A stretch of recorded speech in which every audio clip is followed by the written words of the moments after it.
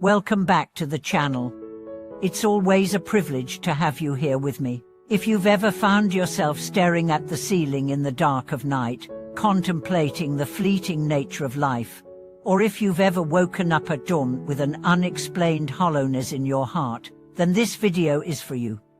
Today, we are diving deep into a subject we all must face eventually, but spend most of our lives avoiding: death. Yes, the word itself sounds heavy, but it is precisely because of this weight that we must meet it with clarity and sincerity. Have you ever considered that the houses we build, the money we accumulate, the relationships we fight so hard to preserve, all of it will one day slip through our fingers? Then who are we living for? What are we living for? Perhaps the answer lies in one phrase: prepare for your journey. This journey is not the next vacation on your calendar. It's not a business trip or a spontaneous weekend getaway. No, this is the most fundamental journey, the path your soul takes when it leaves this world. The real question is, are we ready? Let's begin this clear-eyed, soulful exploration together. From childhood, we are indoctrinated with a belief that the world is ours to command. If we work hard, if we push ourselves relentlessly, we can achieve anything. And so, we begin our endless pursuit of stability and permanence. We aim for the best schools, so we can land a well-paying job. We save for years to buy a home, hoping to own a little corner of permanence in this ever-shifting world. We pour ourselves into relationships, desperate to build bonds strong enough to outlast loneliness. But can any of these truly stay with us until the end? There was once an elderly man who said, "What I fear most in life isn't poverty or failure, it's reaching the end and realizing everything I believed to be mine was only ever borrowed. The job title, the house, the accolades, the family, the friendships, none of it is permanent. Over time, even the deepest bonds will fade." You might be thinking, "Hi-oh, everyone dies someday."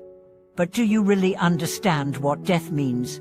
Most people only understand death as a concept, not as a live truth. Only when we stand at the threshold of life's end and look back, do we begin to comprehend everything we come to, all the possessions and identities we thought defined us, were only on loan.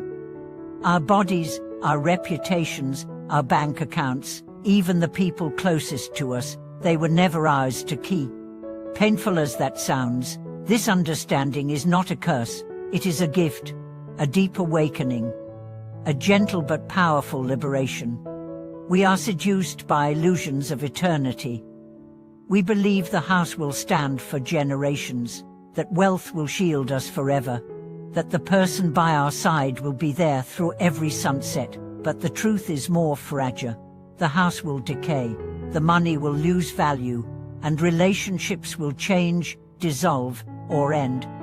At the hour of our departure, will any of the things that kept us up at night, those projects, worries, jealousies and arguments, still hold any significance? Buddhism speaks of impermanence and emptiness. These teachings aren't meant to discourage us, but to remind us that we are not our bodies, not our job titles, not our social media presence or our bank statements. We are travelers, passing through. The body is a temporary vehicle. The house, the car, the savings, they're props for this scene in the play. They're not the whole story. True wisdom lies in preparing for this inevitable departure, not out of fear, but out of respect for life's brevity and sacredness. Just as a sailor must check his ship and gather provisions before heading out to sea, we too must prepare, not by accumulating more, but by cultivating our inner world, not by buying another house, but by restoring the soul's connection with the cosmos. You might ask, how do I prepare my heart?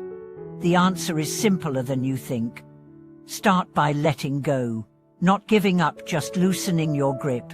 Let your heart breathe. Let go of expectations. Accept reality not with resignation, but with embrace. Practice gratitude not as a crutch, but as a window to see the brilliance of each fleeting moment. Surround yourself with wisdom. Sacred texts, philosophical reflections, spiritual mentors, they are not doctrines to obey but lanterns on your path. You don't need to join a religion.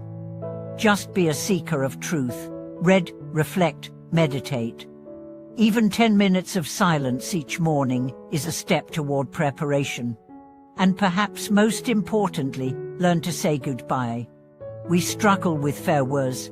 We dread the final wave to a loved one, the closing of a chapter, even the changes within ourselves. But death is not an interruption of life, it is part of life. When we learn to say goodbye with grace, we make space for a new kind of birth. There's a story of an elderly woman in her final days. Each day, she whispered thank you. A thank you to my husband for 60 years of partnership. Thank you to this bed that still holds me. Thank you to this breath for letting me speak. She had no regrets. She saw herself not as someone losing everything, but as a traveler heading home. Each sunrise was a beginning, each sunset a soft landing. She wasn't a theologian or a philosopher, but her soul was wiser than most. Her story teaches us that the journey doesn't begin at death. It begins now. Have you created your soul's packing list?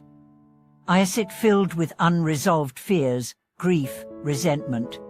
Maybe it's time to unpack, to lighten your load.